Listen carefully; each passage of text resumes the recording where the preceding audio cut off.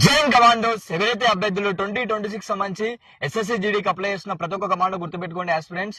Post preference అనేది proper గా ఇవ్వండి. మీకు పోస్ట్ ప్రిఫరెన్స్ తెలియకపోతే కమాండో డిస్క్రిప్షన్ లో పోస్ట్ ప్రిఫరెన్స్ ఎలా ఉండాలి, అబ్బాయిలకైతే ఎలా పోస్ట్ ప్రిఫరెన్స్ ఇచ్చుకోవాలి, అమ్మాయిలకైతే ఎలా పోస్ట్ ప్రిఫరెన్స్ ఇచ్చుకోవాలో ఈ వీడియోలో చెప్పడం జరుగుతుంది కమాండోస్.